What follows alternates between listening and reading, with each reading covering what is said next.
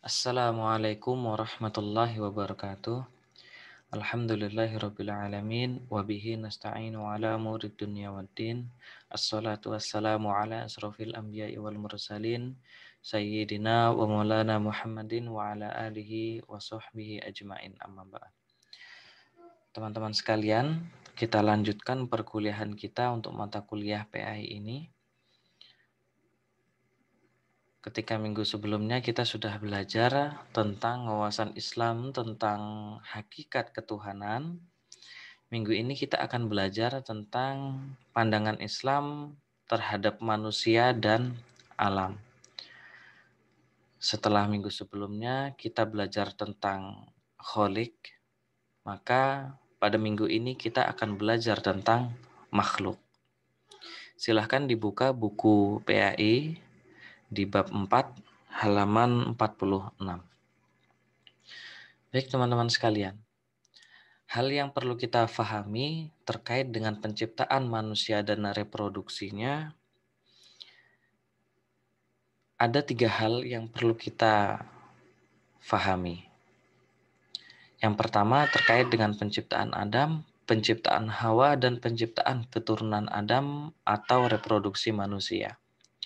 Dikarenakan di dalam Islam telah dijelaskan bahwasanya yang menjadi nenek moyang dari seluruh umat manusia adalah Nabi Adam alaihissalam.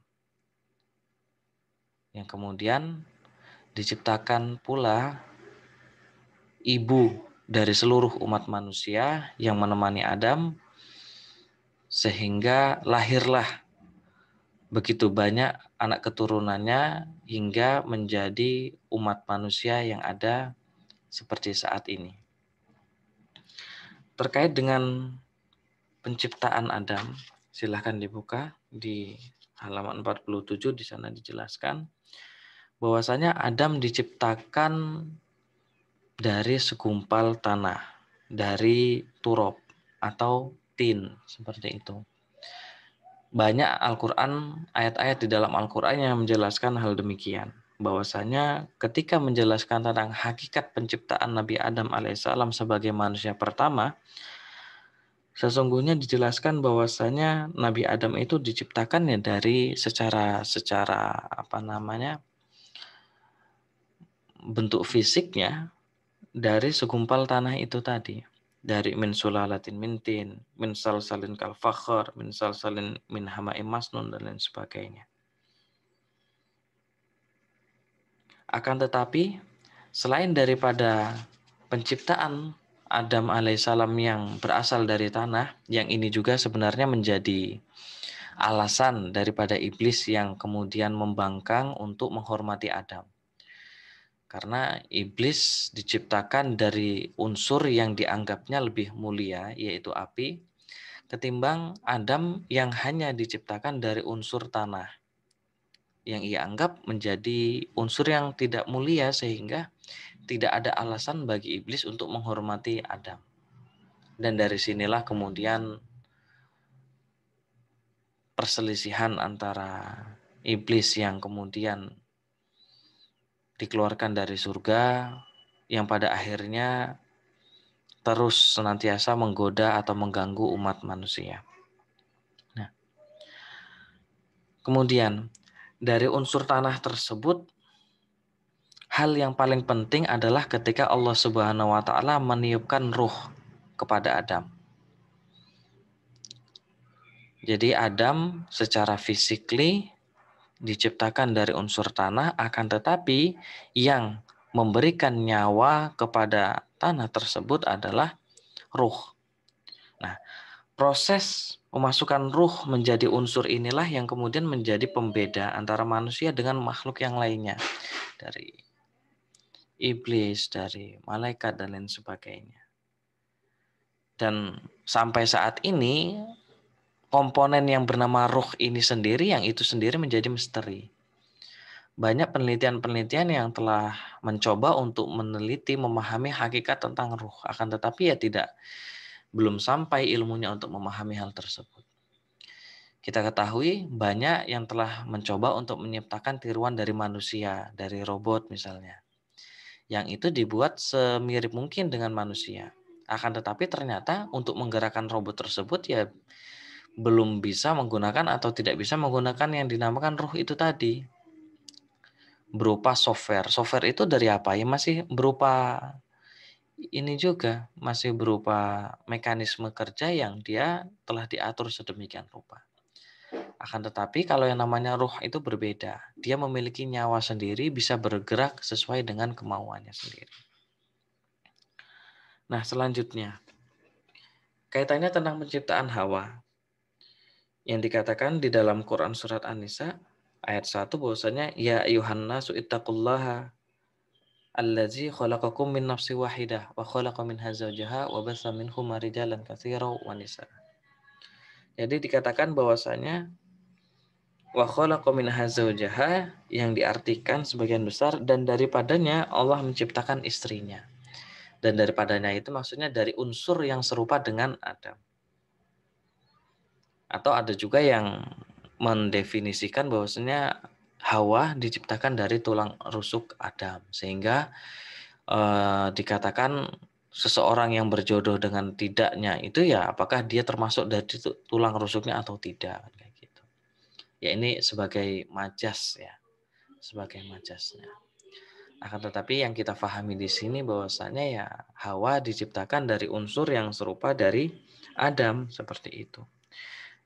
Dan alasan penciptaan Hawa juga kemudian apabila kita ambil hikmahnya bahwasanya sebanyak apapun nikmat yang telah kita miliki, harta yang kita kumpulkan dan lain sebagainya, akan tetapi ternyata manusia pada hakikatnya itu tidak bisa sendirian.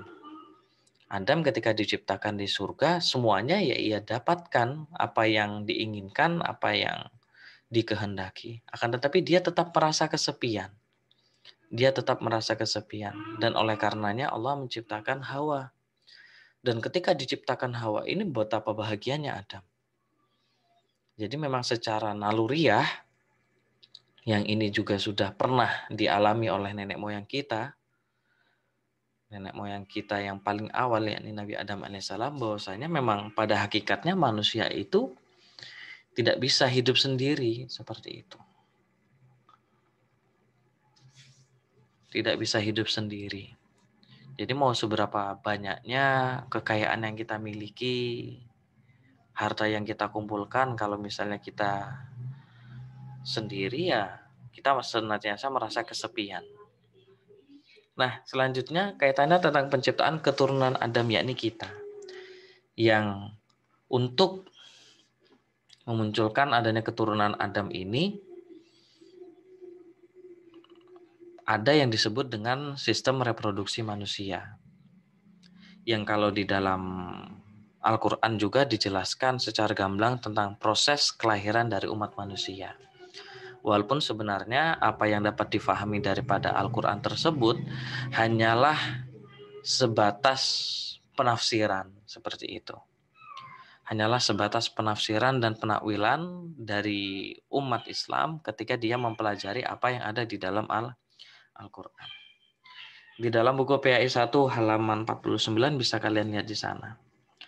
Bahwasanya kaitannya tentang reproduksi manusia, bahwa keturunan manusia diciptakan dari alma atau air. Air ini yang kemudian ditumpahkan atau mimain dafiq. Yang saripati air ini juga dia sifatnya lemah. Mengapa lemah? Kalau dalam medis itu dikatakan dia tidak dapat bertahan lama seperti itu. Dia tidak dapat bertahan lama. Maka dikatakan sangat lemah itu tadi. Yang dimaksud alma tentu adalah yang dimaksud merupakan sperma dari laki-laki. Dan kemudian dari sperma tersebut terjadilah pembuahan ketika sperma tadi, spermatozoa itu bertemu dengan ovum. Seperti itu yang disebut sebagai nutfah. Yang kalau di dalam Al-Quran dikatakan itu bahwasanya min nutfatin amsyajin. Artinya setetes mani yang bercampur. Jadi pertemuan antara spermatozoa dengan ovum. Setelah proses pembuahan itu terjadi, maka kemudian di dalam rahim terjadi proses pembuahan dan perkembangan dari janin tersebut. Proses perkembangan janin inilah yang kemudian dikatakan sebagai alaqah. Dari nutfah itu tadi, kemudian dia berubah menjadi alaqah. Kemudian berubah lagi menjadi mudghah atau embrio. Yang ketika prosesnya itu secara unsurnya sudah terbentuk, maka kemudian ditiupkan ruh. Wa nafakhtu fihi min ruhihi. Jadi di sini kita dapat ketahui bahwasanya proses reproduksi manusia itu tidak terlepas daripada kehendak Allah juga. Bahwasanya bagaimanapun unsur yang ada di dalam rahim ibu kita yang bekerja, pada akhirnya apakah unsur tersebut nanti bisa berjalan dengan sempurna dengan apa yang telah digariskan oleh Allah itu apabila ditiupkan ruh kepadanya. Seperti itu. Dan ketika ditiupkan ruh, dia tidak hanya ruh saja, akan tetapi juga ditentukan bagaimana hal-hal yang berkait dengan kehidupannya di duniawi nanti. Seperti itu. Nah, kemudian hal yang harus kita pahami adalah bagaimana pendapat Al-Quran tentang hakikat manusia. Setelah kita ketahui itu tadi bahwasanya unsur yang ada di dalam tubuh manusia adalah sebagai yang terdiri dari tanah, terdiri dari air dan lain sebagainya dengan proses yang berjalan sedemikian rupa sehingga jadilah seperti kita ini tadi. Bagaimana Al-Quran menamai manusia? Di dalam Al-Quran ada 3 kategorisasi manusia atau 3 definisi yang sering kali diucapkan secara berulang-ulang. Yang pertama itu Al-Quran menyebut manusia dengan kata bashar. Yang ini disebutkan sebanyak 37 kali di dalam Al-Quran. Apa yang dimaksud dengan bashar? Yaitu manusia dalam hal biologisnya. Biologis itu berarti dia memiliki panca indera, dia berperilaku untuk memenuhi kebutuhan-kebutuhan biologisnya seperti dia makan, dia minum, dia berhubungan antara suami istri dan lain sebagainya. Secara seksual memiliki kebutuhan seksual. Jadi itu adalah definisi manusia dalam kaitan bashar. Pernah suatu ketika ada seorang sahabat Nabi yang perempuan ya, yang dia mendatangi Nabi Muhammad SAW, mendatangi Nabi untuk mengadukan suaminya. Dan kalau zaman dulu itu ya yang diadukan dari seorang istri kaitannya tentang suaminya kepada Nabi itu bukan perkara yang buruk seperti itu. Jadi istri tersebut, seorang sahabat wanita tersebut mendatangi Nabi itu untuk mengadukan suaminya karena setiap malam itu suaminya itu senantiasa beribadah. Sholat, qiyamul lail, tahajud dan lain sebagainya sampai-sampai istrinya tersebut tidak pernah diopeni. Tidak pernah dipenuhi kebutuhan suami istrinya itu tadi ya, kebutuhan seksual. Kemudian dia mengadukannya kepada Nabi. Dan ternyata apa yang dijawab oleh Nabi, dia memanggil sahabat suami dari istri yang tersebut, ya sahabat Nabi juga. Dan dikatakan bahwasanya kita ketika beribadah itu ya harus biasa-biasa saja. Biasa-biasa saja itu maksudnya gimana? Ya, Nabi mengatakan, aku ini Nabi, tapi aku makan dan juga minum. Dan aku juga tidur dan berhubungan dengan istriku seperti itu. Maka disinilah dikatakan bahwasanya Nabi itu bashar seperti manusia pada umumnya. Ana basyarum mithlukum yuha ilayya. Aku adalah manusia seperti kamu yang diberikan wahyu oleh Allah. Nah, redaksi bashar di sini tentu kaitannya tentang sifat-sifat biologis itu tadi. Bahwasanya Nabi ya makan, Nabi minum, Nabi tidur dan lain sebagainya. Nabi sama manusianya dengan kita dalam kategori bashar. Ya, ini yang pertama. Kemudian yang kedua, pemaknaan tentang hakikat manusia dari segi psikologis atau disebut sebagai al-insan. Di dalam Al-Quran dikatakan kaitannya tentang al-insan ini terkait dengan spiritual atau psikologisnya manusia. Kalau yang Bashar tadi itu kaitannya tentang aspek biologis, sedangkan kalau di insan ini kaitannya tentang aspek psikologis atau sifat dari manusia. Karena akar kata dari insan juga adalah nisyan. Nisyan itu ya lupa, lalai seperti itu ya. Jadi memang ini merupakan aspek psikologis dari kebanyakan umat manusia. Maka Nabi ketika namakan dirinya aku manusia sepertimu itu bukan insanu mislukum karena tentu Nabi berbeda dengan kita. Nabi ya ndak mungkin ngantuan, nggak mungkin berbohong, nggak mungkin memiliki sifat-sifat tercela yang dimiliki oleh umat manusia. Yang dikatakan di sini misalnya innal insana khuliqa halu'a. Jadi manusia itu memiliki sifat keluh kesah dan kikir itu. Jadi kaitannya tentang keburukan-keburukan manusia itu banyak sekali didefinisikan menggunakan redaksi insan ini tadi. Bagaimana manusia misalnya dia memiliki sifat keluh kesah dan lain sebagainya, aspek psikologis yang dimiliki oleh manusia. Nisyan, bagaimana manusia itu sering lalai, manusia lupa dan lain sebagainya. Dan ini disebutkan sebanyak 65 kali. Kemudian yang ketiga, kaitannya tentang penyebutan hakikat manusia di dalam Al-Quran adalah An-Nas. Yang ini banyak disebutkannya, sebanyak 240. Nah, kata An-Nas ini mengacu kepada manusia sebagai makhluk sosial, bahwasanya manusia itu hidup secara berkelompok atau menjadi sebuah umat. Seperti itu. Jadi bagaimana ketika didefinisikan Anas itu tadi manusia itu tidak dapat dia hidup dengan dirinya sendiri. Seperti yang dialami oleh Adam yang tadi saya jelaskan. Dia tuh senantiasa merasa kesepian ketika dia hidup dengan dirinya sendiri. Maka kemudian di sini kita pahami bahwasannya ya definisi dari manusia itu sendiri kalau dalam bahasa Indonesia ya hanya satu kata memang manusia. Akan tetapi di dalam redaksi bahasa Arab ada berbagai macam istilah yang menggambarkan tentang manusia dan itu berbeda antara satu dengan yang lain. Manusia sebagai bashar adalah aspek biologis, al-insan sebagai aspek psikologis atau dari aspek psikologis, dan anas dari aspek sosiologis. Tiga hal ini merupakan hakikat tentang manusia. Seperti itu, sebagaimana yang telah dijelaskan di dalam Al-Quran itu tadi. Maka ketika kita misalnya berinteraksi dengan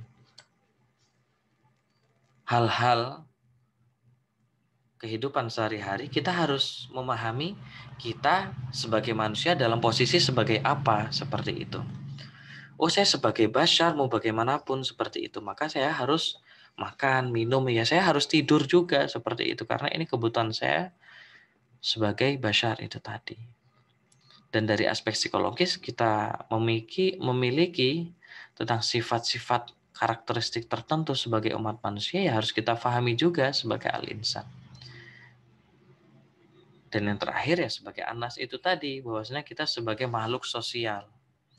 Sebagai makhluk sosial berarti kita tidak bisa ketika hidup hanya mementingkan diri kita sendiri. Maka di dalam Al-Quran pun dikatakan bahwasanya bagaimana menjadi manusia yang terbaik yang begitu banyak cara yang dicontohkan itu adalah ketika kita mampu memberikan manfaat bagi orang lain. Kita membantu orang lain. Orang lain itu bukan hanya sebagai sesama manusia saja, akan tetapi kepada seluruh alam. Dan ini hakikatnya hubungannya antara manusia dengan alam. Akan tetapi sebelum kita masuk ke sana, di sini perlu saya tekankan lagi, walaupun dalam beberapa pertemuan yang saya lupa ketiga atau keempat pernah saya jelaskan, bahwasanya dari keberadaan umat manusia itu tadi, posisinya sebagai bashar, posisinya sebagai insan, posisinya sebagai anas, harus kita fahami bahwasanya tugas penciptaan kita itu sebagai khalifah. Sebagai apa? Khalifah. Khalifatullah fil ard. Dalam Quran surat Al-Baqarah ayat 30 dikatakan, ketika Allah berfirman kepada para malaikatnya, wa idz qala rabbuka lil malaikati inni ja'ilun fil ardi khalifah. Ingatlah ketika Tuhanmu berbicara kepada para malaikat, menyampaikan kepada para malaikat, inni ja'ilun fil ardi khalifah. Sungguhnya aku, yakni Allah, akan menjadikan di muka bumi ini seorang khalifah. Jadi sebelum kita diciptakan itu tadi, memang kita telah mendapatkan bekal. Ya, mendapatkan bekal itu mendapatkan tugas lah.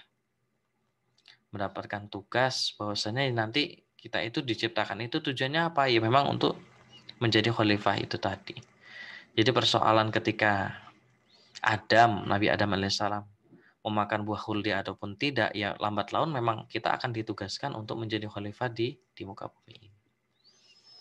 Karena firman Allah kepada para malaikat ini adalah sebelum Adam diciptakan. Nah, selanjutnya ketika kita sudah memahami tugas kita di muka bumi ini sebagai khalifah, ya kita harus paham status kita.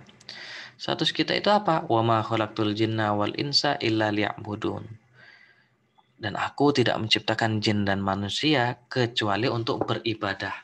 Liya'budun, Abdullah, seperti itu. Untuk beribadah kepada Allah. Dan beribadah kepada Allah itu bagaimana? Ketika kita niatkan sebagai ibadah. Maka semua yang kita lakukan itu akan menjadi dinilai ibadah dan kita telah melakukan fungsi kita. Tidur kita, makan kita, bahkan nafas kita akan menjadi ibadah apabila diniatkan untuk mendekatkan diri kepada Allah. Nah, setelah kita memahami hakikat tentang manusia itu tadi, kita masuk kepada pembahasan tentang bagaimana selanjutnya pandangan Islam tentang alam. Yang pertama, di dalam Islam, bahwasanya alam raya beserta isinya ini merupakan ayat-ayat Allah. Ayat-ayat Allah itu berarti merupakan tanda-tanda kebesaran Allah. Yang dia disebut sebagai ayat-ayat kauniyah. Ayat-ayat apa? Kauniyah. Jadi tanda-tanda kebesaran Allah itu ada dua. Yang pertama melalui ayat-ayat qauliyah. Yang kedua melalui ayat-ayat kauniyah. Ayat-ayat kauliyah itu yang merupakan berasal dari firman Allah, qaul, dari perkataan Allah. Sedangkan ayat-ayat kauniyah, dia tanda-tanda kebesaran Allah di alam raya ini. Seperti itu. Bagaimana kita ketika melihat alam raya beserta isinya ini, di sana kita ketahui bahwasanya terdapat kebesaran Allah. Ya, dan ini diperintahkan oleh Al-Quran seperti itu. Dalam Quran surat Ali Imran ayat 190 itu, inna fi khalqis samawati wal ardi wa ikhtilafil laili wan nahari la ayatil liulil albab. Sesungguhnya di dalam penciptaan langit dan bumi dan perpindahan antara siang dan malam itu terdapat tanda-tanda kebesaran Allah bagi orang yang mau memikirkannya, bagi orang-orang yang berakal. Maksudnya bagaimana? Ya, sama seperti halnya yang dilakukan oleh Nabi Ibrahim. Ketika Nabi Ibrahim memikirkan tentang kejadian alam ini. Ketika Nabi Ibrahim melihat bintang, bahwasanya dia mengatakan bintang ini sangat indah, bintang ini sangat besar, sehingga dia merasa takjub dan mengatakan ini adalah Tuhanku. Akan tetapi kemudian ketika melihat rembulan yang lebih besar, lebih bersinar daripada bintang, kemudian Nabi Ibrahim mengatakan inilah Tuhanku, seperti itu. Akan tetapi ketika bulan tersebut terbenam digantikan oleh matahari yang jauh lebih besar, jauh lebih bersinar, mengatakan ini adalah Tuhanku. Dan pada saat itu pula dia memahami ternyata yang dia anggap sebagai Tuhan-Tuhannya sebelumnya itu ternyata ya digantikan oleh sesuatu yang lain. Dan yang dicermati oleh Nabi Ibrahim itu adalah alam raya ini, seperti itu. Maka kemudian ia sampai kepada sebuah kesimpulan, aslamtu lirabbil alamin. Saya menyaksikan, saya bersaksi bahwasanya saya menjadi hamba dari yang berkuasa atas seluruh alam raya ini. Dari apa-apa yang sebelumnya tadi dikagumi seperti itu. Maka di sini kita bisa belajar bagaimana kita ketika melihat alam raya beserta isinya ini, ya kita harus memahami bahwasanya ada yang menciptakannya, ada yang mengaturnya. Ada yang mengaturnya yang kemudian kalau di dalam Islam dikatakan bahwasanya alam raya ini berjalan berdasarkan sunnatullah. Sunnatullah itu apa? Ketentuan atau ketetapan yang telah digariskan oleh Allah. Mengapa kok ketika kita menjatuhkan benda itu jatuhnya dari atas ke bawah? Itu kan adalah sunnatullah. Seperti itu. Hukum alam. Kalau biasanya orang-orang sekuler menyebutnya. Akan tetapi kita ketahui bahwasanya ya alam raya serta isinya berjalan sedemikian rupa, sangat teratur sekali, berjalan pada porosnya dan lain sebagainya, itu dikarenakan dia berjalan dikarenakan hukum-hukum Allah itu tadi. Lah ya maksudnya hukum Allah itu gini. Jadi kita sekarang mengetahui bahwasanya ada yang disebut gravitasi bumi. Benda jatuh dari atas ke bawah. Kenapa kok dari atas jatuhnya ke bawah? Enggak dari bawah jatuhnya ke atas. Misalnya dikatakan, ya karena memang hukum asalnya demikian yang diciptakan. Yang membuat hukum, pokoknya setiap benda dari jatuh itu dari atas ke bawah. Ke bawah itu kan Allah seperti itu. Sehingga ya itu berlaku untuk seterusnya. Berlaku untuk seterusnya. Jadi yang kita pahami sunatullah ini memang karena sudah ditetapkan. Ya yang menciptakan awal kalinya itu loh. Awal mulanya itu tadi. Sehingga semuanya bisa berjalan secara teratur dan kemudian selaras dengan akal yang juga merupakan ciptaan dari Allah. Jadi akal ini ya diciptakan oleh Allah untuk memahami realitas alam. Alam juga diciptakan oleh Allah yang tentu saja dapat difahami oleh akal. Karena sama-sama ciptaan Allah. Oleh karenanya tidak mungkin bertentangan antara satu dengan yang lain. Maka di sini harus kita pahami bagaimana ketika umat Islam memandang alam kaitannya tentang tugas dan fungsinya di depan itu tadi. Tugasnya sebagai khalifatullah fil ard. Sebagai khalifah Allah. Khalifah Allah itu sebagai orang yang mengurusi. Mengurusi itu berarti ya yang dia justru harusnya memperbaiki, bukan malah merusak alam. Bukan malah merusak alam, bukan malah hanya menjadikan alam ini terbengkalai dan lain sebagainya. Tidak. Kalau kita melakukan seperti itu justru kita malah bertolak belakang dengan fungsi kita sebagai seorang muslim yang sebenarnya. Jadi sebagaimana ikrar yang dikatakan oleh Nabiullah Ibrahim, aslamtu lirabbil alamin, aku berislam kepada Tuhan semesta alam itu, maka di sini kita telah membebaskan diri kita dari pensakralan atau penuhanan terhadap alam. Beserta isinya yang tidak boleh kita lupa. Jadi bagaimana mungkin kita menuhankan alam, mengagumi ciptaan Allah ini dengan melupakan siapa yang menciptakannya. Beserta isinya ya berarti ya nanti berkembang. Ada kendaraan yang berupa aspek-aspek materi seperti itu dan lain sebagainya. Dan ketika kita melakukan hal tersebut, maka kita sampai kepada konsep kita di awal itu tadi, kaitannya tentang ketauhidan, yaitu la ilaha illallah. Tiada Tuhan. Tiada Tuhan itu maksudnya tidak ada yang maha kuasa, tidak ada yang hebat seperti itu, tidak ada yang maha berkehendak dan lain sebagainya, illallah. melainkan Allah. Melainkan Allah sebagai Khalik. Baik teman-teman sekalian, untuk bab 4 kiranya itu terkait dengan materi pandangan Islam tentang manusia dan alam. Di sini kita harus memahami yang pertama itu tadi hakikat manusia, kemudian tugas daripada manusia dan bagaimana manusia menurut pandangan Islam di dalam melihat alam. Jadi bagaimana kita sebagai manusia di muka bumi ini seharusnya memang menjadi tugas utama kita di dalam melestarikan dan menjaga alam raya ini. Bukan justru mengabaikannya. Maka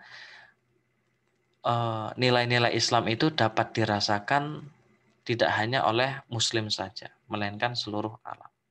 Sebab kita memang diciptakan itu untuk menjadi rahmat bagi alam semesta. Rahmatan lil alamin. Baik, karena itu saja tentang materi kita pada pagi hari ini. Billahi taufiq wal hidayah, ridha wal inayah, wallahul muwaffiq ila aqwamit thoriq. Wassalamualaikum warahmatullahi wabarakatuh.